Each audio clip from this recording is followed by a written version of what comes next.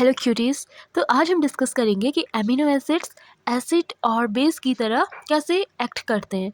तो एसिड उनको कहा जाता है जो प्रोटॉन डोनेट कर रहे हैं, मीन्स हाइड्रोजन अपना डोनेट कर रहे हैं, और बेस जो प्रोटॉन एक्सेप्ट कर रहे हैं, मीन्स हाइड्रोजन एक्सेप्ट कर रहे हैं।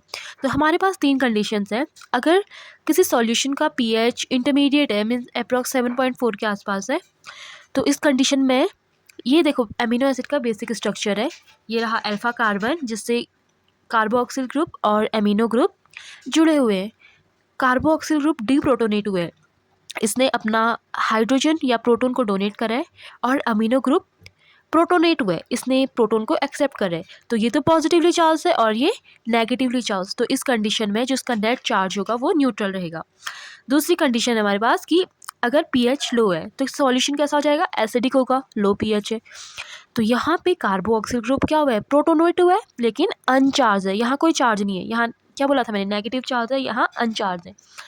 और अमीनो ग्रुप भी क्या है, पॉजिटिवली चार्ज है। तो इस कंडीशन में जो नेट चार्ज होगा अमीनो एसिड का वो होगा पॉजिटिव। और हमारे पास अगली कंडीशन है कि अगर पीएच हाई है, यहाँ कार्बोक्सिल ग्रुप डीप्रोटोनेट हुआ है और नेगेटिवली चार्ज है, और अमीनो ग्रुप भी डीप्रोटोनेट हुआ है और अनचार्ज है। तो इस कंडीशन में इसका जो नेट चार्ज होगा वो होगा नेगेटिव। तो अमीनो एसिड्स को हम एम्फीप्रोटिक मॉलिक्यूल्स भी कहते हैं, क्योंकि ये प्रोटॉन डोनेट भी कर रहे हैं कार्बोक्सिल ग्रुप, और अमीनो ग्रुप प्रोटॉन एक्सेप्ट भी कर रहा है।